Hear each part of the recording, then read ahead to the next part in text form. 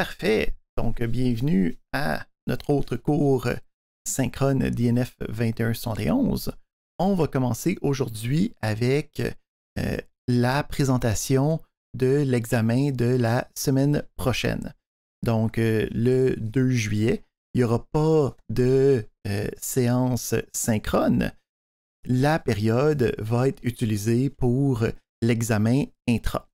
Donc, premièrement, quand je dis en fait la période, c'est un peu une fausseté. Donc, j'ai parlé au début de la session comme quoi il allait avoir deux parties dans l'examen. Puis, je me suis rendu compte que tant qu'à avoir deux parties, autant juste vous donner le plus de temps possible. La longueur de l'examen, c'est pas quelque chose qui a beaucoup d'importance pour moi, c'est vos connaissances. Donc, le principe, si on regarde un peu le format de l'examen en premier, ça va être un examen de type take-home. Ça veut dire que je vais vous donner 24 heures à partir de la période, du début de la période. Donc, l'examen va être disponible à partir du 2 juillet à 9h30. Puis, à partir de ce moment-là, vous allez avoir 24 heures pour compléter l'examen. Donc, il va y avoir une boîte de remise, puis la boîte de remise va être disponible jusqu'au 3 juillet à 9h30. Fait que ça va vous permettre de répondre à toutes les questions, à compléter les programmes, à construire les programmes que je vous demande. Puis l'énoncé va juste être un document, pas besoin d'avoir de focaillerie avec Moodle, où c'est que des fois ça affiche pas les questions comme il faut, ou des choses comme ça. On va avoir un énoncé PDF, puis vous allez remettre un document de votre choix, là, un Word, un PDF ou directement du Markdown si vous voulez, avec vos différentes réponses. Donc, comment est-ce que l'examen, à quoi il va ressembler? Donc, l'examen est quand même, je l'ai construit pour qu'il soit faisable dans une période de 3 heures habituelle. Ici, je laisse plus de temps parce que, ben, avec tout le monde qui est à la maison, qui est dans des situations différentes, je me dis qu'à l'intérieur de 24 heures, vous allez avoir une période de 3 heures paisible pour être capable de travailler sur l'examen comme vous avez besoin. Donc, à partir de là, qu'est-ce qu'il va avoir dans l'examen, à quoi il va ressembler? Donc, l'examen va avoir une première section qui va être une série de questions où je vais vous poser des questions sur différents programmes. Donc, je vous donne un programme, je vous demande qu'est-ce qu'il fait, comment il marche, qu'est-ce qui ne pourrait pas fonctionner, qu'est-ce que telle affaire représente dans le programme, ou sinon des questions plus générales, c'est quoi cette directive-là, comment est-ce que ça fonctionne, tel élément d'addition binaire. Donc, une série de 15 à 20 questions qui sont juste, tu lis les questions, puis tu réponds soit avec une petite réponse courte, dépendamment de qu'est-ce que je demande, ou sinon une explication de ce qui se passe. Donc oui, en ce moment, c'est enregistré, ça va faire partie de la vidéo en ligne. Donc ça va être comme la première partie. Ensuite, il va y avoir deux parties. Ben, il va quand même avoir des programmes à lire et ainsi de suite, mais rien à écrire en tant que tel, en tant que programme. Dans la deuxième partie, il va y avoir deux éléments différents. Donc, un programme qui va être semi-fait, donc qui va avoir des parties déjà préfaites, puis il va avoir comme des trous à l'intérieur. Puis vous allez devoir combler, seulement écrire à l'intérieur de ces trous-là pour compléter la fonctionnalité du programme. Puis il va y avoir un deuxième programme qui va être complètement à créer de toutes pièces de votre part. Donc, on vous donne une prémisse quelconque, une question, puis on vous demande d'écrire un programme par rapport à ça. Donc, vous allez avoir à faire ça. Comme j'ai dit, ça devrait prendre autour de 3 heures pour ceux que ça va bien. Pour ceux que ça va moins bien, ben, au pire, vous avez plus de temps pour apprendre puis le faire, I guess. La remise est dans le format de votre choix. Donc, tant que moi, je suis capable de lire vos réponses, que je suis capable de voir les différents programmes que vous avez faits, c'est pas un problème. Utilisez la version qui vous est le plus opportun.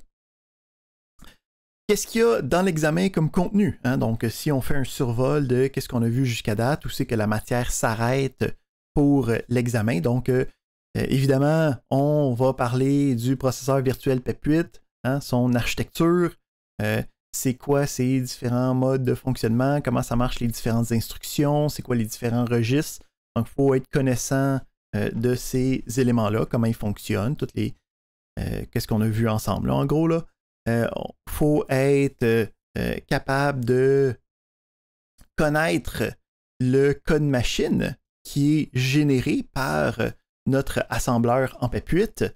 Donc, d'être capable de décortiquer un code machine, d'être capable de savoir ce serait quoi le programme qui part de ça, d'être capable de lire soit du code d'assembleur, soit un listing pour nos différents problèmes. Ça va être des choses qui vont être importantes dans l'examen.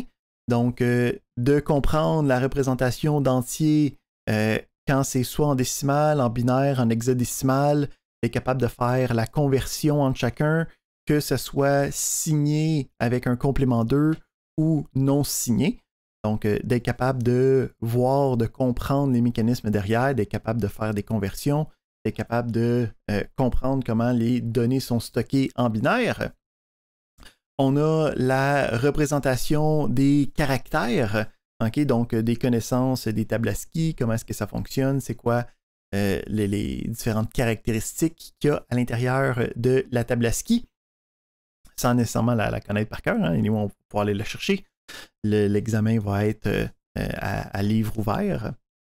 Il faut comprendre l'arithmétique des ordinateurs, donc être capable de comprendre comment ça se fait des additions, des soustractions binaires par rapport à des entiers signés, non signés.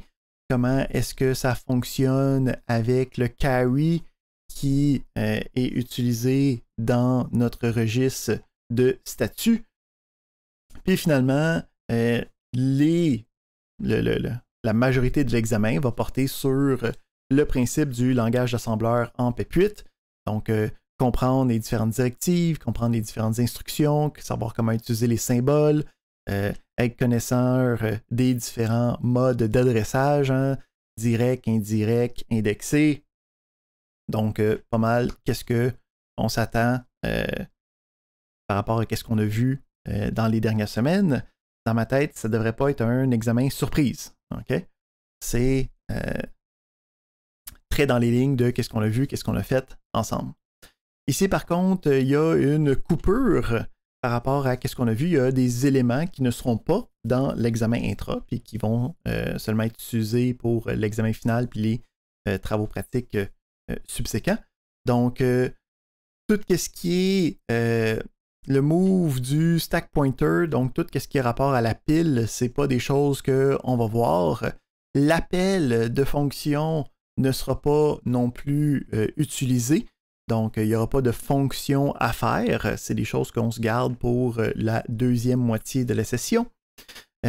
Donc, le move SP, les add sub SP, c'est toutes des choses qu'on ne verra pas dans l'examen. Le move flag non plus. Donc, le principe de prendre le registre de statut puis de le mettre dans notre accumulateur pour l'utiliser, c'est pas des choses qu'on a vraiment regardées ensemble. C'est pas des choses qu'on va avoir dans l'examen. Puis, il n'y aura pas non plus tout ce qu'il y a du cours de cette semaine. Donc, le cours 7, tout ce qui est des tableaux 2D, de la gestion de pointeurs avec des chaînes, ce n'est pas dans l'examen intra. Finalement, donc, tu sais, on devrait quand même pas si pire si on a bien fait le premier travail pratique, si on a resté à jour avec les différents exercices. Donc, juste ici, quelques petits éléments qui sont peut-être plus faibles, qu'on a peut-être moins pratiqué ou que ça fait longtemps qu'on a pratiqué peut-être aussi, juste pour vous donner des pistes d'études. Donc, ce mercredi, vous allez faire une démonstration d'une des parties que je veux m'assurer qu'on soit bien capable de faire, c'est de prendre un code objet puis d'être capable de le transformer, de le retransformer en listing ou en code assembleur. Donc, quand tu prends le code machine là, avec juste les cases mémoire, je veux que vous soyez capable de reconvertir ça en programme. Donc, mercredi, vous allez faire un exercice qui va vous aider à concrétiser ça. Aussi, d'être capable de bien comprendre comment ça se passe le cycle d'une instruction. Okay? Donc, d'être capable d'aller fetcher l'instruction, de la décoder, le principe du programme counter, hein, qui est capable de savoir à quelle instruction je suis rendu, de comprendre que certaines instructions ont 3 cases mémoire, certaines instructions ont une case mémoire, que le programme counter travaille par rapport à ça. Donc, ces éléments-là, une bonne compréhension de ça, ça va être utile pour l'examen. Ensuite, pour les connaissances sur les valeurs, hein, puis comment est-ce que les données sont entreposées en binaire, en mémoire. Donc, d'être capable de comprendre, ben, si je te donne telle valeur, ça prendrait combien d'espace mémoire, admettons combien de bits pour être capable de sauvegarder cette information-là. Est-ce que ça change si c'est signé? Est-ce que c'est non signé? Est-ce que en case mémoire dans notre PEP8, est-ce que ça change quelque chose? Donc, ce genre de connaissances-là, ce genre d'informations-là, peut-être aller réviser ça un peu. Puis finalement, d'être capable de regarder un programme de PEP8, soit en exécution, soit avec le code, puis d'être capable de dire est-ce que le programme est pur ou impur, donc est-ce que ces instructions vont être modifiées par le programme lui-même, puis s'il est impur, d'expliquer quel élément est impur, pourquoi, qu'est-ce qui se passe dans un programme impur. Fait que ça fait pas mal le tour de ce qui s'est passé. Comme vous pouvez voir ici, on est en train de regarder sur le Mattermost. J'ai aussi mis la nouvelle sur le Moodle du cours. Donc, vous allez recevoir aussi un courriel avec les mêmes informations dans quelques minutes. Mais ça serait pas mal ça. Qu'est-ce qui va se passer pour l'examen intra? Est-ce qu'il y a des questions par rapport à comment ça va se passer, qu'est-ce qui va se passer, le contexte de comment ça va se passer, qu'est-ce qu'il va y avoir à l'intérieur de l'examen, où on est bien serré. On a une question de Kevin.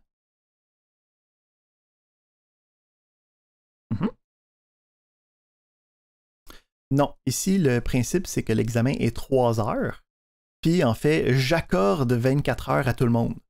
Fait que le principe, c'est que le temps, tu en as déjà en excédent de n'importe quelle demande que tu pourrais avoir. Fait que le 24 heures est juste une extension pour s'assurer que tout le monde ait le temps de le faire, indépendamment de la situation.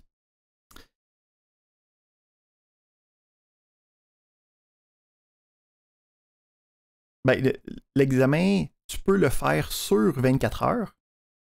Moi, je l'ai construit pour qu'il prenne 3 heures. Mais tu as 24 heures pour le faire. Tout le monde va avoir 24 heures pour le faire.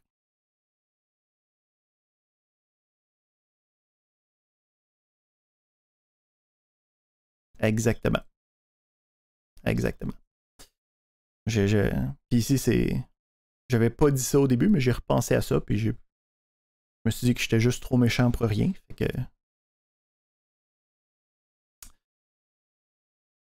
Excellent. J'ai une question de Kim.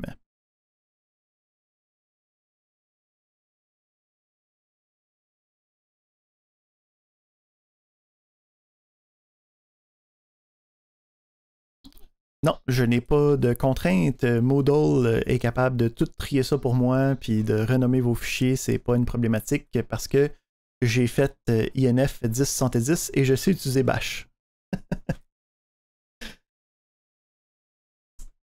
Donc, tant que c'est un fichier, c'est correct. On a une question de Vincent.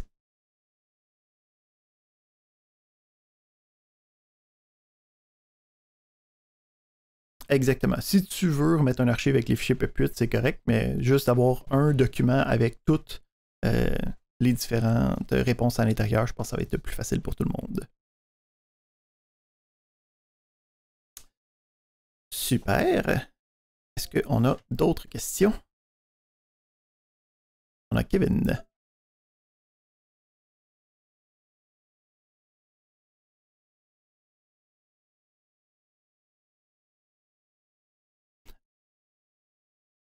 Exactement. Exactement. Non, c'est ça. Moodle, des fois, il casse. Puis, je sais pas, moi, hier, le fait que Moodle était juste pas disponible pendant certains moments, là, ça m'a attrapé à mon plus profond. Là, fait que on va juste avoir un énoncé purement PDF que vous allez pouvoir télécharger, garder, puis juste avoir un document de remise. Comme ça, on est pas mal plus agnostique de la plateforme, puis il devra avoir moins de problèmes techniques.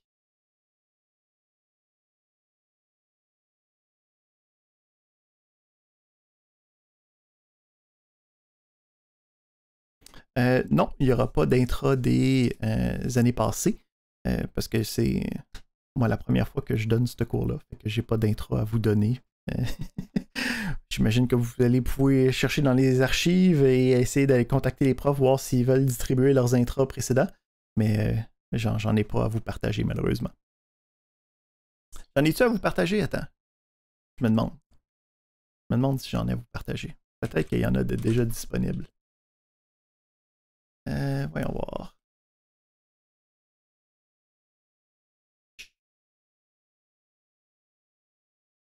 Oui, oui, il y en a déjà disponibles. Donc ici, un des profs qui a déjà donné le cours. Donc je vais mettre le lien dans le chat. Lui a démontré les différentes versions. Donc évidemment, ces intros-là, c'était des intros qui étaient faites sur place avec aucune documentation. Là. Fait que le principe va être différent pour certaines questions, là, surtout pour plusieurs des questions que tu peux juste mettre le code dans ton simulateur puis le faire fonctionner. Mais sur cette page-là, on a des anciens examens, okay, 2010, 2012 et 2014, qui devraient vous donner une idée de qu'est-ce qu'on s'attend comme connaissance pour l'examen intra. Donc, c'est une bonne question. J'avais oublié ça. On avait ça derrière. Parfait. Donc, ouais,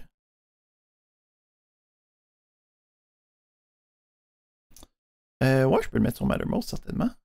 Donc, et on va faire ça à l'instant, comme ça, on n'oubliera pas.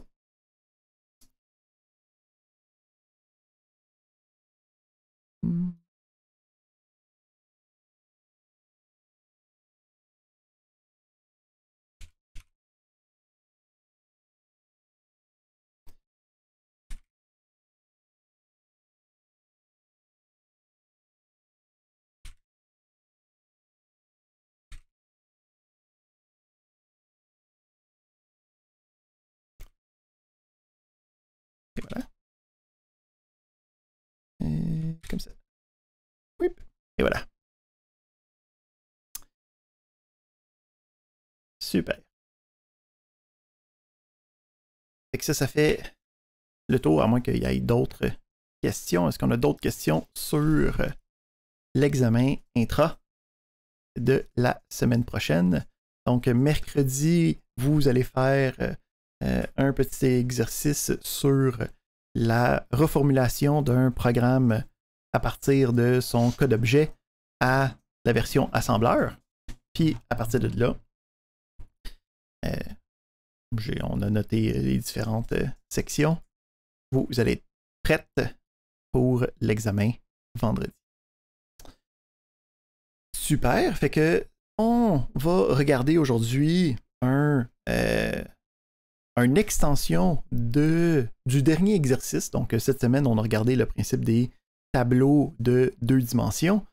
Puis donc ici, il y a une autre question de David qui demande est-ce qu'il va y avoir des questions à choix de réponse? Non, donc il n'y aura pas directement des questions à choix de réponse. Il va y avoir des questions aussi que la réponse c'est un mot ou un chiffre ou un nombre, mais il n'y aura pas de choix de réponse. Ça va être à vous de choisir par rapport de 0 à une infinité de lettres de l'alphabet comme choix de réponse. Ça nous donne beaucoup de possibilités. Fait que aujourd'hui, on fait un exercice sur les chaînes de caractères qui sont stockées dans un tableau de 2 dimensions. Donc, comment est-ce que ça fonctionne? Juste pour reprendre ici le dernier exercice que vous avez fait, où vous avez créé une fonction SCRI qui va lire dans un tampon, puis qui va être capable d'aller placer les informations, OK, dans ce tampon-là au besoin. Puis, ce qu'on faisait, c'est qu'on avait une série de lectures, puis ces lectures-là allaient être sauvegardées dans un tableau qui nous permettait d'avoir en fait un tableau de 2 dimensions. Donc, si on revient un peu à la représentation en mémoire de ces éléments-là, on va regarder ici, on va faire des petits dessins. Je veux des petits dessins avec ça. Okay. Ici. Okay, ça marche. On est bon. Donc, on a des différentes chaînes de caractères. Okay? Fait que le principe, c'est on veut avoir un tableau de 2 dimensions. Puis, on avait vu dans le cours de cette semaine que de faire des tableaux de 2 dimensions, on avait 2 manières. La première manière, qui est, si on fait des références à des langages de bas niveau comme le C, là, qui est la manière de créer des tableaux statiques, où quand je veux avoir une série d'informations, ce que je vais faire, c'est en fait avoir juste un tableau qui va être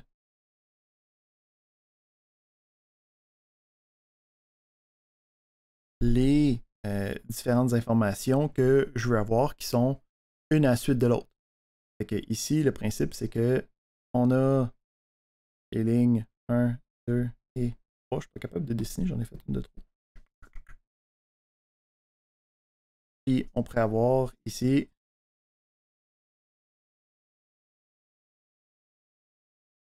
l'information qui est juste directement en mémoire.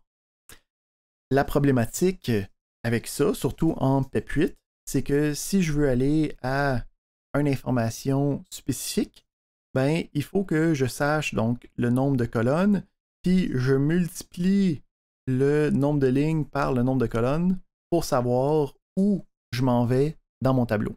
Puis on a bien vu qu'en PEP8, on n'avait pas la possibilité de faire des multiplications, ce qui peut causer des difficultés pour essayer de faire ce genre de représentation en mémoire-là. La deuxième représentation possible, c'était en fait on pourrait dire une fausse représentation d'un tableau 2D où je vais avoir différents tableaux 1D en mémoire qui peuvent être à des endroits différents, c'est pas très grave. Puis le principe, c'est que je vais avoir un tableau qui va représenter le lien vers chacune des lignes. Donc, lui, il va avoir une adresse à l'intérieur qui va juste indiquer où commence chacun de mes tableaux. Puis, à partir de là, je vais pouvoir aller chercher l'information en disant, ben, j'ai juste besoin de savoir ce tableau-là. Puis, en sachant ce tableau-là, je peux l'indexer sur la ligne initiale. Puis, à partir de là, j'ai juste à me déplacer, puis là, après ça, aller dans mon numéro de colonne pour aller chercher l'information. Si j'ai besoin d'aller chercher dans mon tableau la case 1, 2, ben, le principe du 1 va être représenté 0, 1 ici. Puis une fois que j'ai ça, je vais suivre la ligne pour que la représentation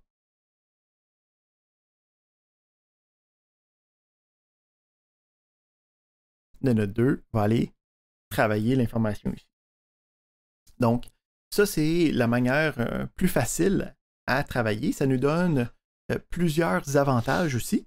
Ça nous permet d'avoir des lignes qui ne sont pas de la même taille, contrairement à notre représentation précédente qui nous obligeait d'avoir des lignes de même taille. Celui-là, s'il y en a une qui est plus longue puis qui a plus de cases, bon, faut le savoir d'une certaine manière, là, mais on n'est pas limité par notre implémentation.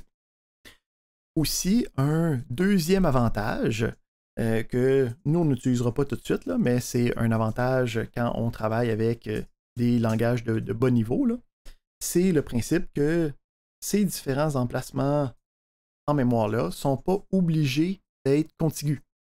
Donc, ils peuvent être à différents endroits, c'est pas grave.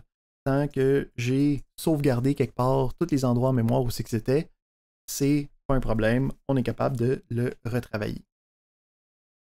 Fait que c'est ça ici que notre programme fait dans l'exemple sur lequel vous aviez terminé cette semaine. Donc, ça va lire plusieurs chaînes de caractères, puis ça va les enregistrer dans la mémoire, puis ça va sauvegarder les emplacements dans un tableau de 2 dimensions. Fait que le principe ici, c'est on va avoir ces éléments-là, mais pour... donc, on a dans le programme un ligne qui va avoir les cases mémoire, puis on va avoir le buffer ici, là, qui va être... Là, ici, je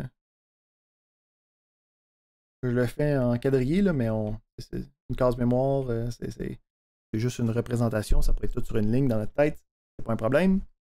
Puis là, ici, à l'intérieur, on peut aller écrire des choses.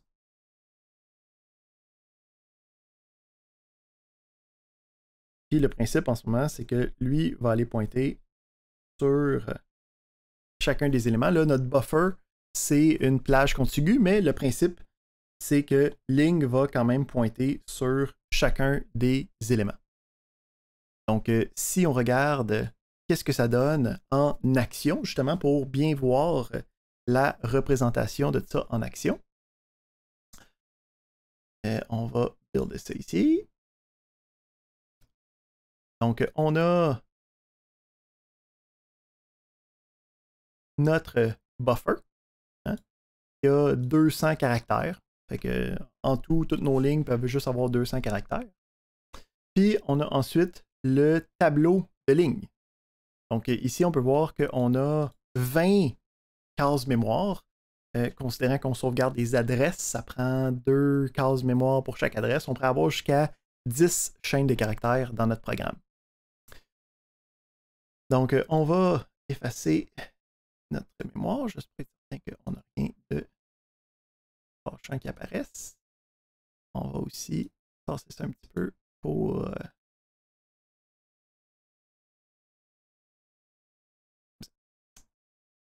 Puis, on va rouler notre programme. Puis, on va voir qu'est-ce qui se passe dans cette mémoire-là. Donc, ici, en fait, il va falloir le mettre notre trace. Puis, on va le mettre au top.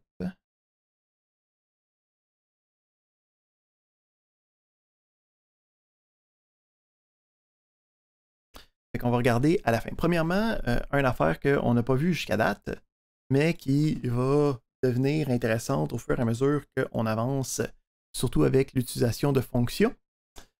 On a une possibilité d'avoir un outil, un peu un inspecteur. Donc, si vous avez utilisé des langages de programmation de plus haut niveau, puis vous avez utilisé les outils de débogage, vous avez vu que vous pouvez voir certaines variables directement dans un affichage un petit peu plus concret. Là, jusqu'à date, on utilisait comme directement la mémoire pour aller voir qu'est-ce qui se passe. Mais on a la possibilité d'avoir ce qu'on appelle des traces en mémoire qui me permet de regarder des adresses spécifiques. Comment est-ce que ça fonctionne? C'est quand on est en train de décrire à des endroits où il y a des blocs de mémoire, on va être capable d'utiliser une syntaxe particulière qui demande de commencer avec un numéro puis après ça, avoir un chiffre puis un dé. Puis le chiffre, il faut que ce soit en gros la taille de l'information que je suis en train de regarder. Donc, si je regarde ici, j'ai le IL. J'en ai deux autres en dessous, je me souviens bien. Ouais, c'est ça. J'ai le STRI pointer puis STRI pointer 2 qui utilisent cette nomenclature-là. Donc, ça ne fait rien dans le programme. Là. Ça fait juste dire au débogueur, « Hey, cette variable-là, je la trouve plus intéressante que les autres. Pourrais-tu me la donner quand je suis en train de faire la trace? » Donc, si ces valeurs-là existent dans les commentaires, ça va nous donner un petit panneau additionnel qui va nous permettre de regarder la trace de ces valeurs-là. Donc, on va voir ça plus en détail quand on va commencer à travailler avec les fonctions. C'est là qu'on va voir qu'avec le stack là, qui va être à droite ici, ça va être encore plus intéressant. Mais là, pour l'instant, on vient de rouler notre programme.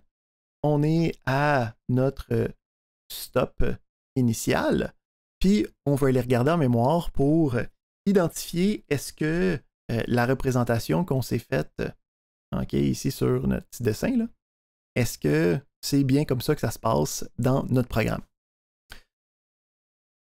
Et comme ça, on y va. Fait que j'ai ici utilisé le batch.io qui me permettait de faire afficher différentes chaînes de caractères directement. Donc, lui, il a lu les différentes chaînes, puis je peux voir qui a été les sauvegarder ici. Là. Fait que je peux voir ici le SLU espace SDF. Je peux voir ici après ça le point qui est le 00, le backslash 0 de notre chaîne de caractères.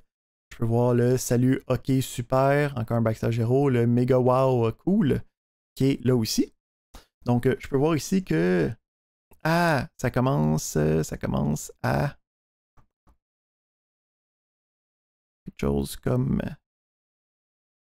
ça, c'est 5D, quelque chose de même. Fait que si je regarde mon buffer, il commence à 5E. Ouais, c'est l'avant-dernier. Il commence à 5E, le buffer. On peut voir ici que c'est juste des cases mémoire 0 qui sont sauvegardées juste pour être capable de les remplir avec l'information. Donc, je peux voir que c'est bien là qui a été écrire chacune des chaînes de caractères. Donc, on peut voir ici qu'on a le 5E, puis les autres commencent à 6-7, puis la dernière commence à 7E. OK? Donc, on a les chaînes de caractères qui commencent à différents endroits. Là, qu'est-ce qui va être intéressant, c'est d'aller voir l'autre emplacement mémoire où on a le tableau de ligne. On va aller voir le tableau de ligne à 012C.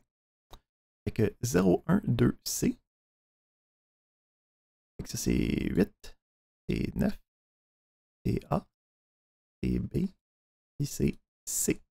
Fait que à 012C, on va avoir les adresses des différentes chaînes de caractères. Fait que le principe ici, encore une fois, c'est j'ai mes différentes lignes. Là, ce que je veux savoir, c'est quoi les différentes adresses ici, là, qui pointent vers mes autres adresses mémoire de mes chaînes de caractères.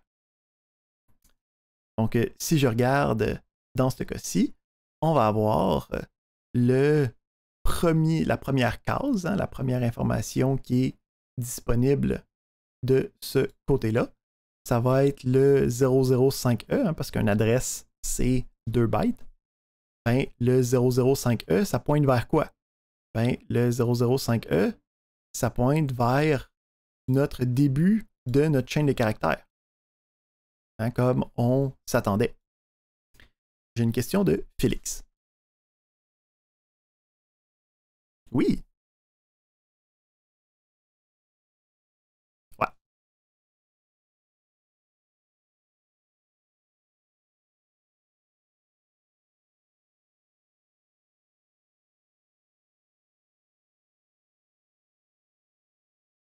Exactement. Donc, le principe, c'est que j'ai pas besoin de rajouter de l'information dans Buffer autre que juste les chaînes. Puis après ça, j'ai un autre variable, ma variable de ligne, un autre tableau qui va me dire, ben voici le début de chacune des chaînes, comme ça, j'ai juste un bloc de mémoire que je peux comme utiliser comme je veux. J'ai pas besoin de comme le sauvegarder puis dire j'attends 10 caractères chacun ou ainsi de suite. Je vais juste pointer vers les débuts de chaque chaîne puis je vais pouvoir me retrouver facilement. C'est ça ta question, juste pour être certain. Excellent. J'ai une autre question de David.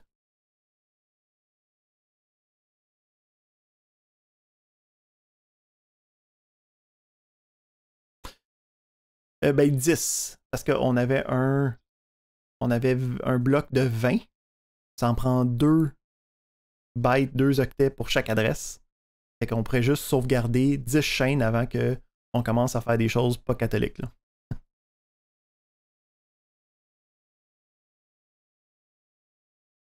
Exactement, exactement. Donc ici, pour bien comprendre, puis refléter ce que David disait, on a dans Lines un bloc de 20, puisque nous, ce qu'on sauvegarde en ce moment, c'est des informations qui sont de 2 octets chaque. Ça veut dire qu'on peut sauvegarder 10 informations, donc 10 chaînes de caractères différentes. Puis ces 10 chaînes de caractères différentes-là vont être sauvegardées dans le buffer. Puis le buffer, lui, a 200 bytes. Chaque caractère est sauvegardé à l'intérieur d'un byte. Fait qu'on aurait 200 caractères possibles qui peuvent être étalés jusqu'à un maximum de 10 chaînes. Ça, c'est comme l'espace que nous, on s'est créé de manière complètement arbitraire. Hein? Donc, à partir de là, c'est comme notre espace de travail. Si on voudrait, on pourrait en rajouter plus, puis ça ferait juste qu'on en aurait plus de disponibles. Fait que on comprend bien l'utilisation des différentes lignes. Fait que on est capable de bien voir ça ici. Fait que là, ce qu'on veut faire, c'est on va changer notre programme. OK, donc à la place d'avoir ici, mon instant, on va sortir mes notes pour pas que je sois trop perdu dans ce que je vous dis. Je veux.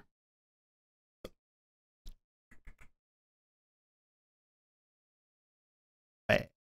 Donc, ce qu'on veut faire, c'est, bon, on a en ce moment l'affichage qui faisait en sorte que, bon, on avait notre STRI, c'est bien. On avait notre affichage qui nous permettait d'afficher à l'inverse nos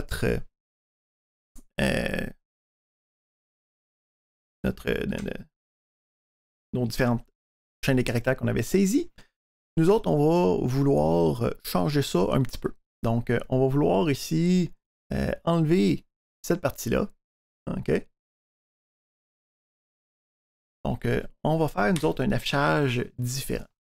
Ce qu'on va vouloir faire, c'est afficher un nombre de mots qui va nous forcer à parcourir la chaîne de caractères. Fait que le principe ici, c'est que si j'ai sauvegardé ces différentes chaînes-là, OK, moi, ce que je vais vouloir faire, c'est parcourir la chaîne, ben, les différentes chaînes, puis aller afficher, mettons, les 6 premiers mots. Fait que si je fais afficher les 6 premiers mots, ça va faire afficher celui-là, celui-là, celui-là, celui-là, celui-là, puis celui-là. Donc, je vais être capable d'avoir un programme qui décide d'afficher un certain nombre de mots qui vont être représentés dans mon programme. Fait que pour être capable de faire ça, ce qu'on va faire, c'est on va se créer une nouvelle fonction. Hein? Donc, ce qu'on va faire, c'est qu'on a la fonction STRI ici, puis tout ça, ça va très bien. Ben, nous, on va aller se plugger ici, puis on va se créer une nouvelle fonction qu'on va appeler STRONMO. Hein, comme ça, on va avoir une gentille fonction. Le principe, c'est que cette fonction-là va avoir besoin de 2 informations. Hein. Donc ici, là, on a fait en sorte, dans l'implémentation, que notre information était contiguë en mémoire, mais moi, ce que je veux ici, c'est vraiment juste être capable d'utiliser celui-là, puis que même si les informations n'étaient pas contiguës, d'être capable de travailler quand même avec. Fait que nous, ce qu'on va faire, c'est qu'on va travailler avec cette information-là, puis on va être capable de parcourir, savoir quand est-ce qu'on a la fin de la chaîne, puis quand on a la fin de la chaîne, il va falloir aller regarder dans notre tableau de ligne pour aller continuer à notre prochaine étape. Donc ici, ça ne change pas grand-chose parce que ça le continue. T'sais, ici, c'est continu en mémoire, mais on fait semblant que ce n'est pas garanti, puis qu'il faut absolument utiliser le tableau de ligne pour être capable de se positionner au bon endroit. Fait que c'est notre plan de la matinée. Donc, premièrement, il va falloir être capable d'aller chercher ces informations-là dans notre fonction. Fait que la première chose, il y a comme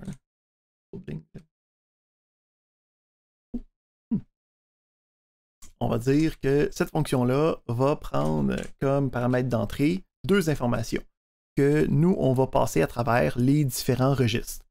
Fait que on va avoir le pointeur sur la ligne, puis on va avoir... c'est parce que je suis pas assez large ici. Ouais.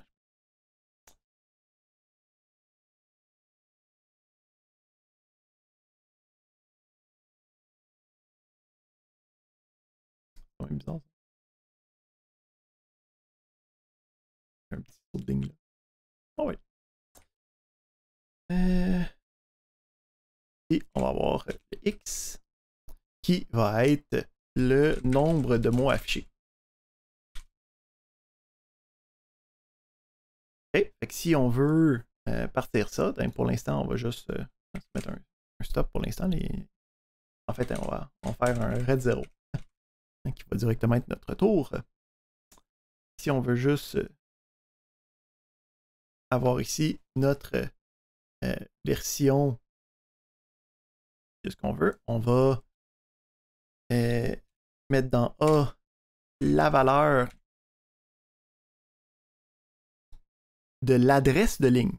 Okay? Donc ici, c'est le pointeur qui va dire voici l'adresse de ligne, voici où c'est que tu veux te promener. Hein? Fait que ici, on utilise le I pour dire ça va être la valeur mémoire. Hein? Quelque chose qu'on ne fait pas normalement. Là, on utilise ça comme étant un pointeur. Puis ensuite, on va mettre, mettons, dans LDX, on a dit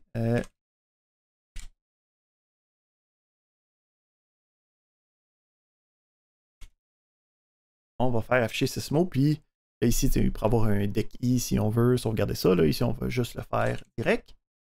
Puis, il nous manque juste un appel vers notre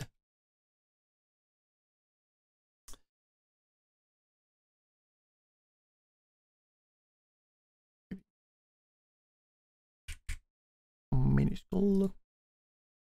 OK? Fait que si on regarde en ce moment dans notre programme, on s'en va à notre appel.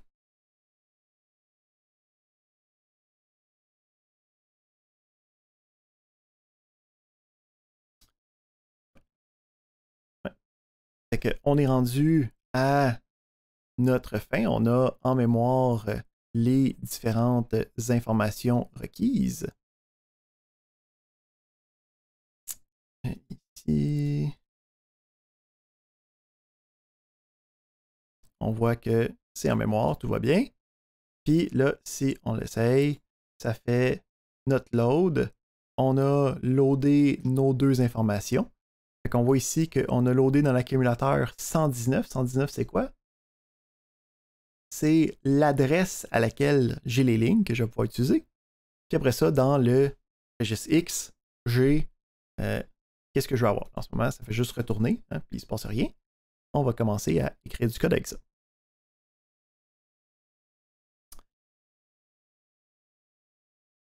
OK. Fait que on veut faire des choses intéressantes à l'intérieur de celui-ci. La première chose qu'il va falloir faire, c'est être capable d'utiliser notre pointeur de ligne, puis d'être capable d'aller chercher la valeur qui est reliée à ce pointage sur cette chaîne-là. Fait que on va se créer une couple de variables qui va nous aider dans notre problème. Et on va avoir... bon, on va stocker les informations qu'on a besoin.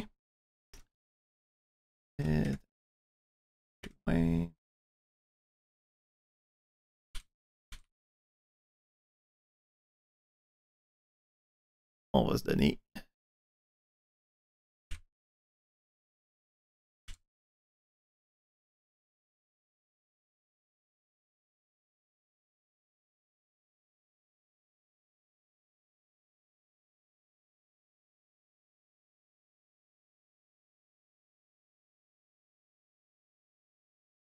et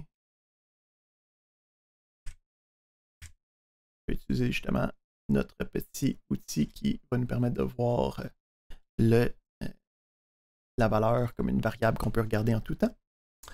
Et là, ce qu'on va vouloir faire, c'est stocker ça. On va... Notre nombre de mots, en ce moment, il est dans X. Et notre nombre...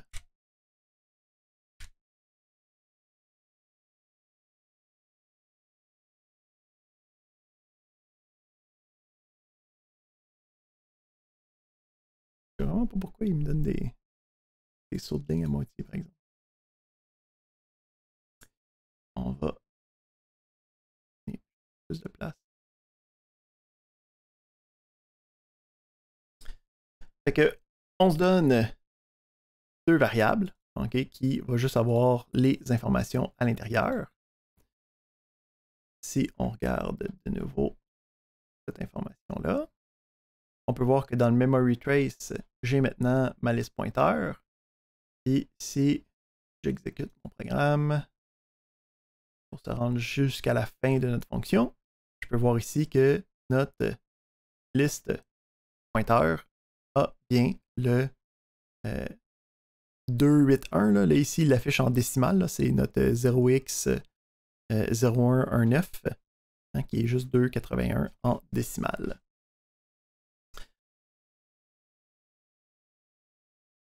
Excellent. Donc, on a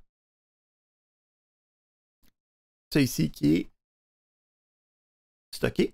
Là, il va falloir être capable de partir de cette valeur-là, puis d'être capable d'aller chercher la valeur, hein, à la double indirection. Parce que là, en ce moment, on a l'adresse de notre liste. Donc, si on revient à notre... Hein, on sait que ça ici, c'est 0x0119. Ça pointe sur 0x, je pense que c'est 0 quelque chose. Ça pointe sur 5e. Ouais, 005e. Hein? Puis moi, ce que je veux, c'est le contenu de cette double indirection-là. Parce que moi, le contenu que je veux, c'est le A, là, le 97. Là. Fait qu'il faut que j'essaye de trouver une manière de faire une double indirection. Donc ça, c'est des choses qu'on avait vues dans les semaines passées. Une manière de le faire, ça va être d'utiliser un niveau d'indexage puis un niveau d'indirection. Ce qu'on peut faire, c'est mettre dans A, à partir de notre liste de PTR, un niveau d'indirection. Hein? Fait que ça fait en sorte que dans A, en ce moment, je m'en vais mettre le même de M de liste pointer. Donc, si on regarde, qu'est-ce que ça nous donne?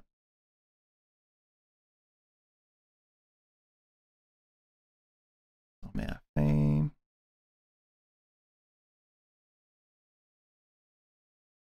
Ça nous donne dans notre accumulateur, OK, le 75. OK, le 4B. Le 4B, si on regarde, c'est le début. Ah oui, c'est ça. Il est à 4B, là, notre affaire. C'est le début de notre chaîne de caractères. OK? Mais c'est pas la valeur directe que je veux, là. C'est pas le S que je voulais. Donc, qu'est-ce qu'il va falloir rajouter à ça?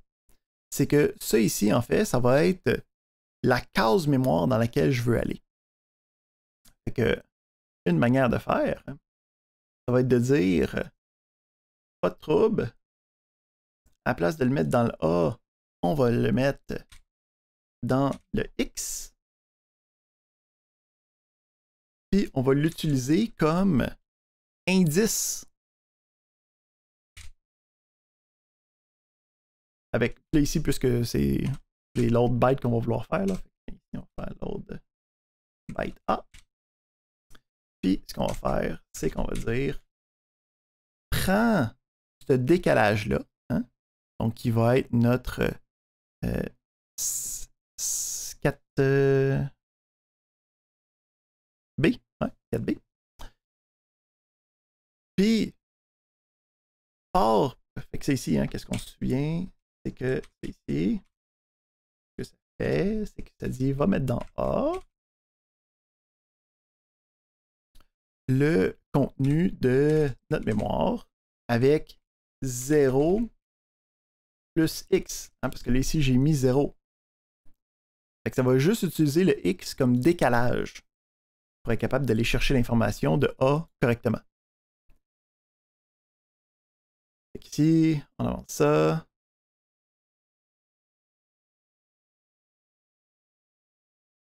On résume. Puis, si je regarde dans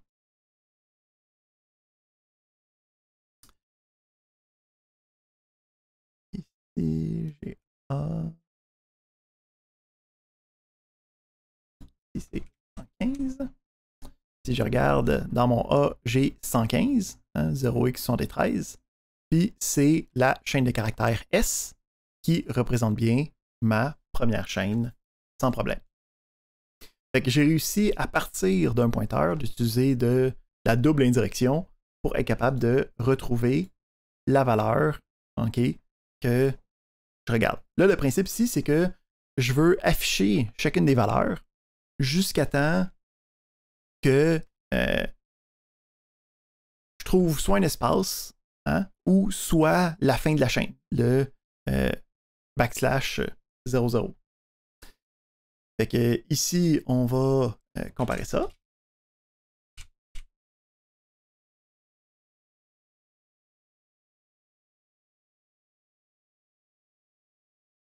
Fait que est-ce que c'est un espace? Si oui, on va aller quelque chose. On passe au prochain mot. Ou sinon, si c'est un backslash 00,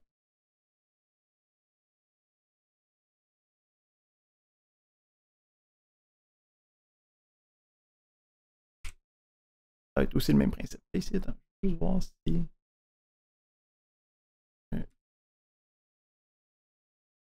Non, il y a juste un demi-saut de ligne maintenant de mes affaires. OK. Fait que là, ici, on a cet élément-là qu'on va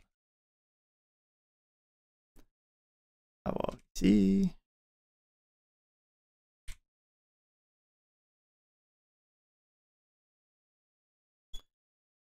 Fait que, bon, premièrement, le principe, on va juste faire en sorte que ça l'arrête pour l'instant. Si c'est pas aucun de ces deux-là, qu'est-ce qui se passe? Ben, on va vouloir afficher notre caractère. Là, ici, notre caractère, il est où? Il est... On va aller le chercher directement en mémoire de la même manière. On encore utiliser la même méthode de décalage. Puis on va faire une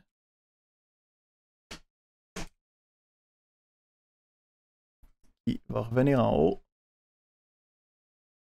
Ouais, il va falloir entre les deux rajouter un élément de décalage, puis on va se retrouver. Fait que, qu'est-ce qu'on vient de rajouter? On vient de rajouter le principe de... bon, j'ai réussi à loader ma valeur à la bonne place. Je suis capable de regarder est-ce que c'est un espace, est-ce que c'est un \0. Puis, si c'est aucun de ceux-là, je fais juste avancer. Fait que là, ça devrait être capable de m'afficher un mot à la fois. Si je fais juste rouler cette affaire-là, je peux voir que j'ai eu un mot, ça a détecté un espace, c'est aller à plus mots, puis là, en ce moment, plus mots, il n'y a rien rien d'intéressant. Fait qu'on est capable d'avancer au prochain mot. On voit qu'on utilise ici notre index de notre registre X. On l'avait utilisé en partant de notre liste.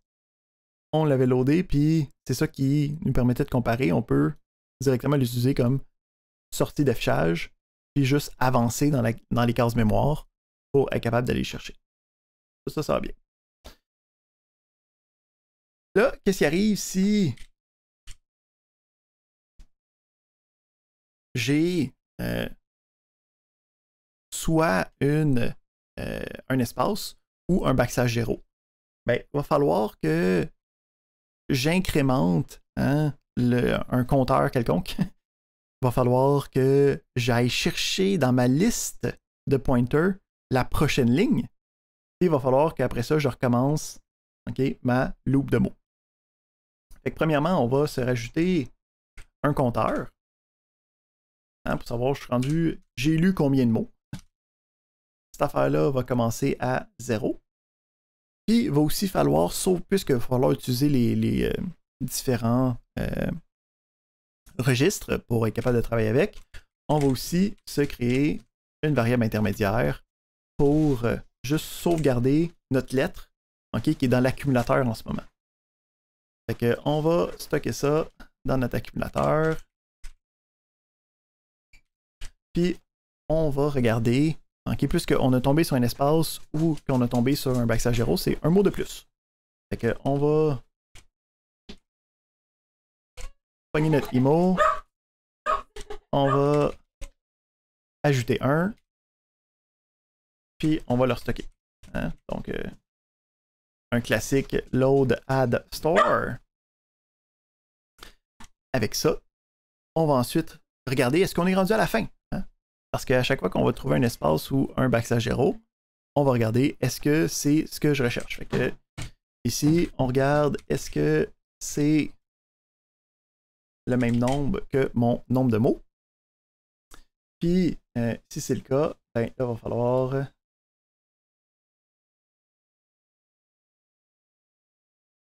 dire que c'est la fin.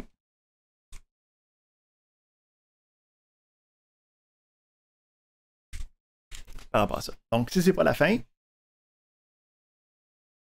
on a besoin de regarder est-ce que c'est une lettre, est-ce que c'est un espace qui fait en sorte qu'on fait juste continuer, ou est-ce que c'est la fin de la ligne qui fait en sorte qu'on fait plein de choses. Fait que là, il va falloir reloader notre lettre. Ici, on le compare. Encore une fois, est-ce que c'est un espace?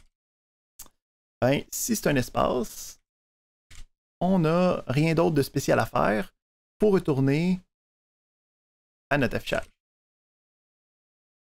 On va ici dire juste retourner à l'affichage. Il n'y a rien de spécial qui va se passer. Fait que si on fait juste tester ça,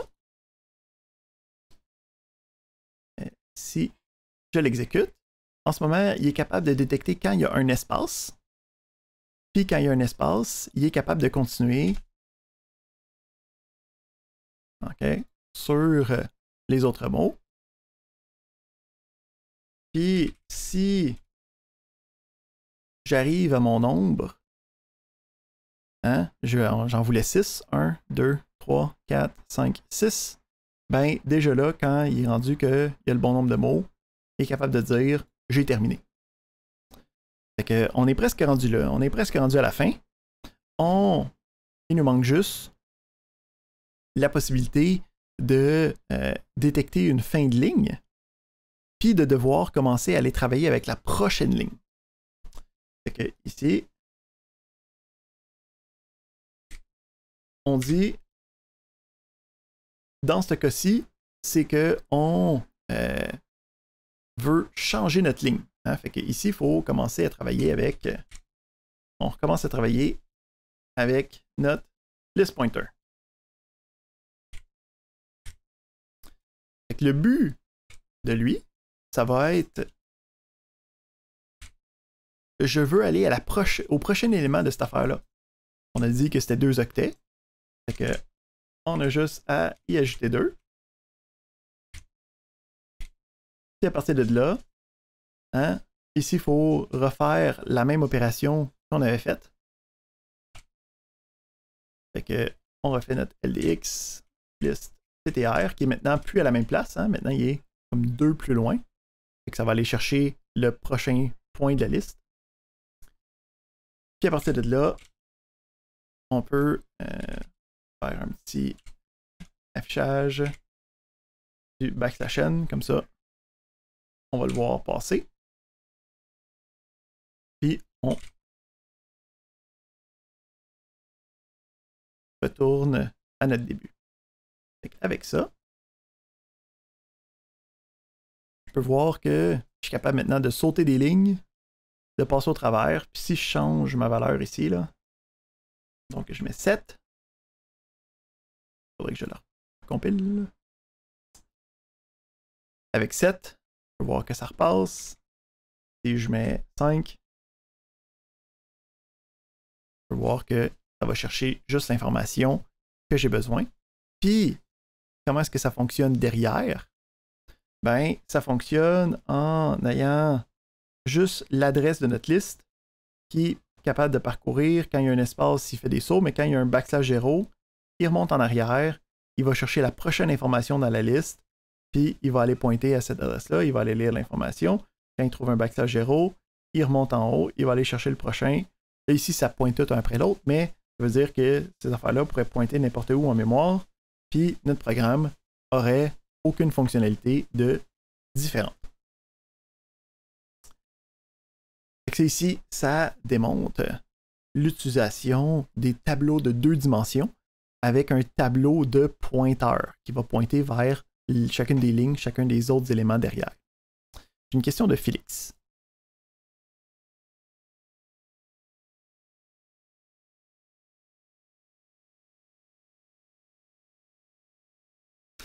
En ce moment, oui. OK? Donc, en ce moment, oui. Mais, comme j'ai dit, nous, notre implémentation, c'est pas nécessaire. OK? Donc, en ce moment, la manière que le STRI est fait, que... on va voir le listing, là. Le listing est fait pour avoir juste un buffer qui va avoir ces informations-là. Mais si c'était pas le cas, s'il y avait différents buffers à différents endroits, puis que la liste de lignes ici était, mettons, à des adresses différentes, notre programme n'aurait pas besoin d'être modifié pour que ça fonctionne quand même. Ce que nous, on a fait là, ce matin.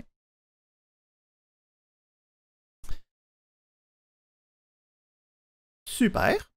Fait que ça fait pas mal le tour de qu'est-ce que je voulais vous montrer ce matin.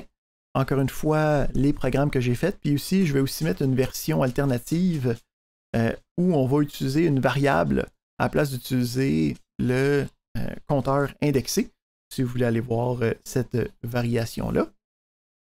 Mais sinon, ça ferait pas mal le tour de qu'est-ce que je voulais voir avec vous ce matin. Donc, ce que vous avez aujourd'hui, vous avez la remise du travail pratique 1. Puis, vous avez ensuite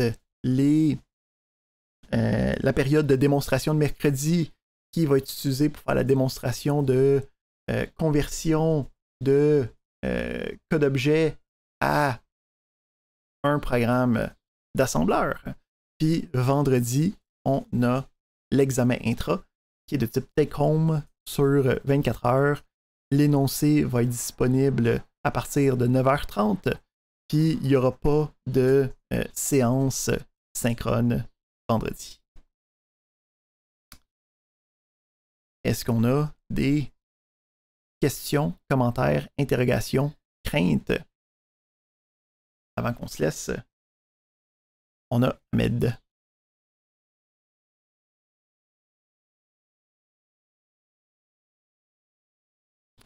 Oui, certainement.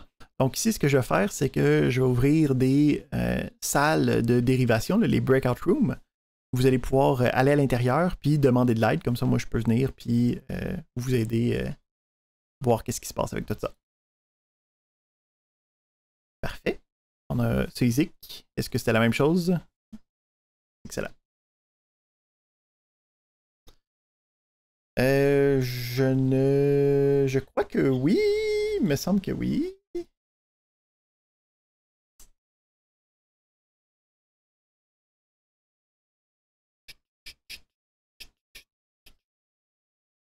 Non, ça dépend là. Ici, double. Est-ce que... Oui, donc l'étudiant doit obtenir une moyenne cumulée aux examens égale ou supérieure à 50. Puis, et une moyenne au devoir supérieure à 50. Donc, oui, c'est un cours à double seuil. Excellent. Est-ce qu'on a d'autres questions d'ordre général avant que j'ouvre nos breakout rooms? On semble pas pire de ce côté-là. Ah, j'ai une question de Kevin.